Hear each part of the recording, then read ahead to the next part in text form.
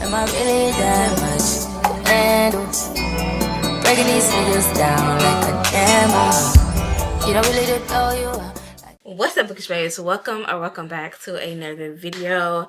In today's video, we're gonna be going over the books that I want to read in the month of May. Y'all, I feel like I'm in the most reading mood I've ever been in my entire life. Like, even when I'm reading a book for a video that I'm filming, my mind is on another book that I want to read. And I feel like usually I'll stop reading that book and start reading the book that I want to read. But y'all, we gotta stay focused. We have to stay focused because the amount of time it's taking me to get videos out for you guys is crazy now, because I cannot focus. Like, I cannot focus. Like, it's so many new books coming out this month, like April, May. Like, it's so many new books that has been released, that's getting released, that my mind is just like, I have too many options. Basically, I have too many options. So we're going to lock in this one. Like, we're going to lock in. Lock in. Like, I'm going to stop playing with y'all, and we're going to lock in.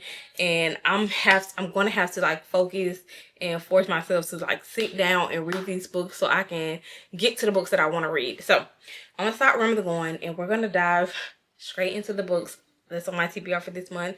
Like, it's a mixed variety of everything. So the first book on this list is the same book from last month, Beg, Borrow, or Steal by Sarah Adam. I really want to get to this book because I absolutely love the small town, the siblings in this book. I love everything about this town, cities, the friends, everything. I want to go ahead and dive into this book and see what's going on and see if I enjoy this book just as much as I did Practice Make Perfect. Practice Make Perfect. So we have Beg, Borrow, or Steal on the TBR for this month. Now, it's a book I want to put on the TBR, but I'm not even going to put it on the TBR because I feel like I've put it on so many TBRs before and haven't got to it. But in my mind, just know that book on that book right there is in my mind. But I'm not going to say y'all because I don't want to see it. The next book is Little Strangers. Now, Larry Reed's is my dark romance recommendation buddy. Like, anything that she recommends dark romance, I'm 9 times out of 10 buying.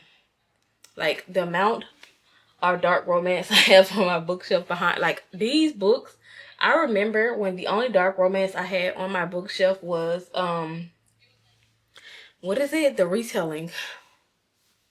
And I only had that one book. What is that book called? Goodness gracious, I read it. It's over there somewhere. It's in my TV stand. Yeah, it's in my TV stand.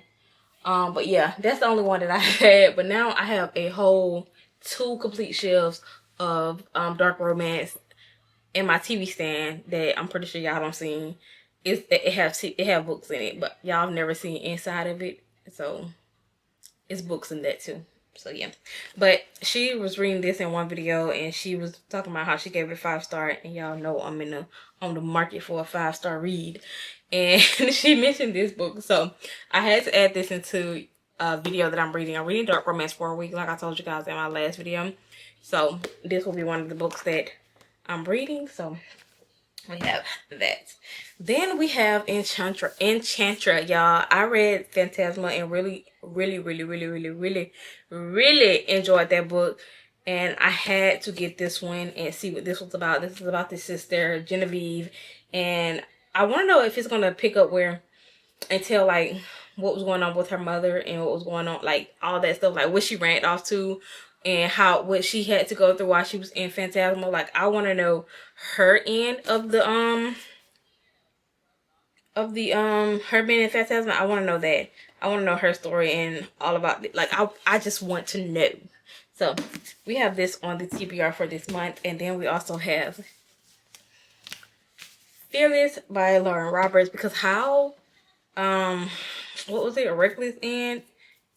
It has me interested in this one, but I hope it's not as repetitive as Reckless was. Like, Reckless was really repetitive. Like, it just was like the same thing happened over in the book in different fonts, basically. Like, the same thing in different fonts, and it really got on my nerves. I'm not even gonna lie to you. But I really enjoyed it. I love her writing. I love reading about Peyton, Kai, and Kit, like, everything. So we have that.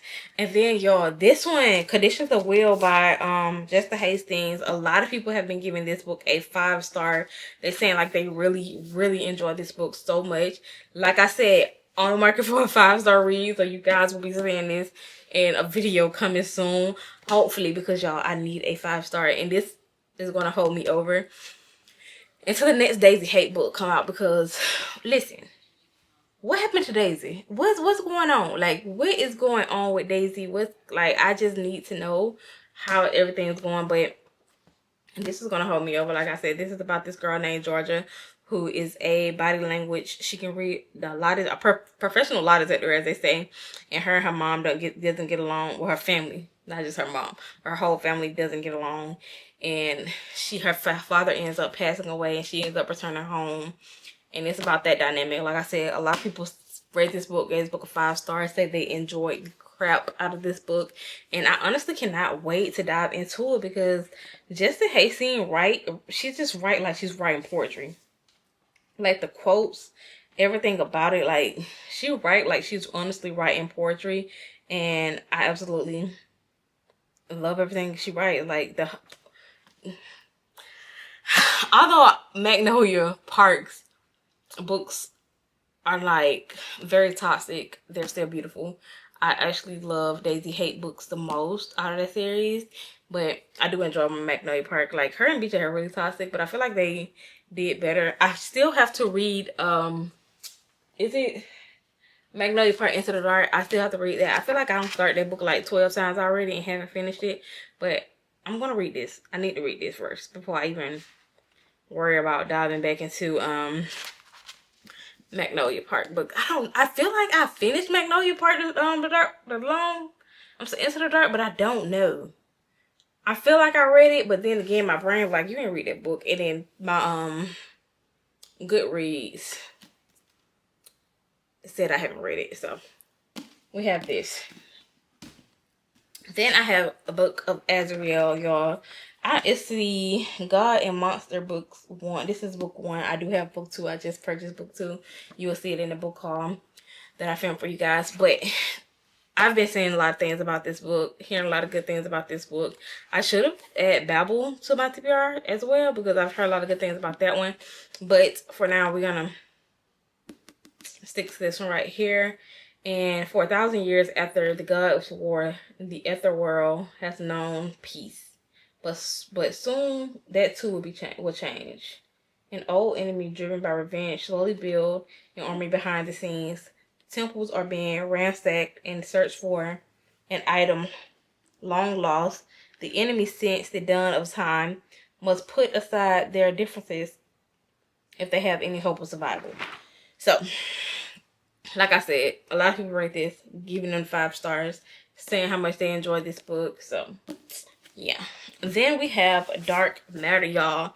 This book, the synopsis of this book is what got me, like, it really drew me into reading this one. Apparently, it's about this guy named Jason who ends up getting kidnapped and waking up in a hazmat suit, strapped to a gurney.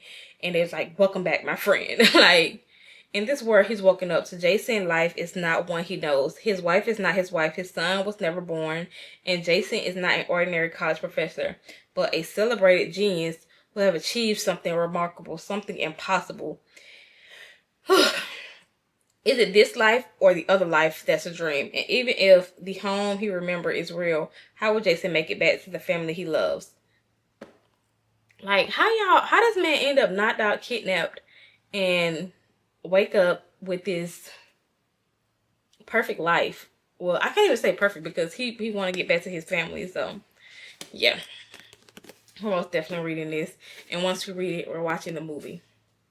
Then we have Wild Dark Shore. Destiny Sitwell convinced me to read this book because she read it, gave it 5 stars, said she couldn't stop thinking about it after reading it. Apparently it's about this family, this guy and his kids, who are living on this deserted tiny island from Antarctica, and this lady kind of washed up on shore, and they kind of nurse her back to health. And I don't know, I think it's like some mystery in here and things like that. But she was like, she really enjoyed it. She gave it a 5 star. I think she said you get everybody that's in here point of view, or is it, yeah, I think you get multiple people's point of view in this book, and the way that she was talking about it, she was like, she really enjoyed it. Like, she couldn't stop thinking about it, and how it was like one of the best books she read, I guess. And yeah, I want to read it because, like I said, 5 stars needed. Then we have Great Big Beautiful Life by Emily Henry. Y'all, anything that she writes, I'm buying no matter what. I don't care.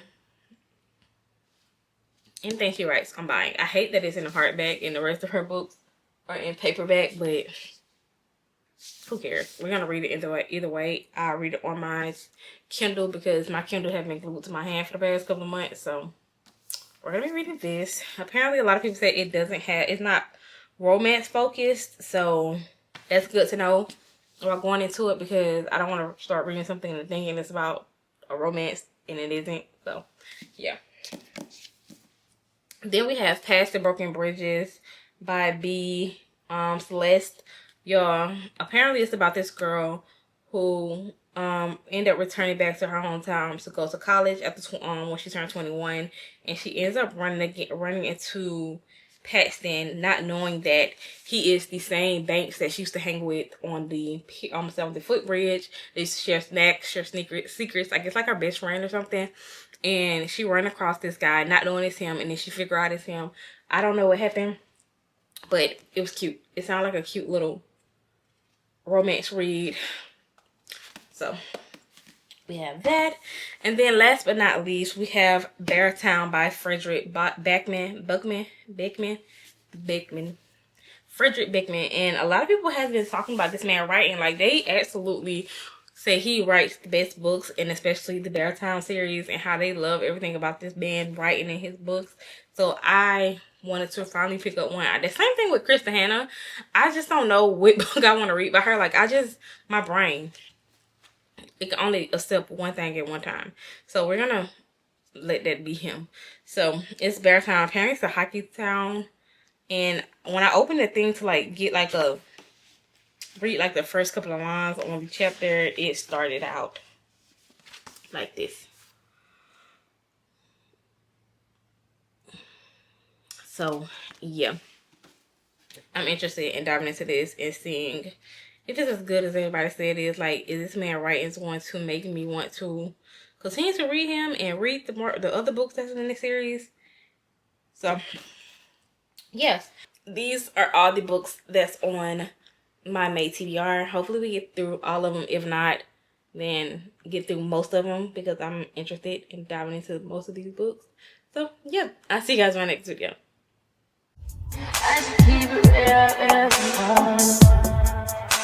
High volume. Am I really that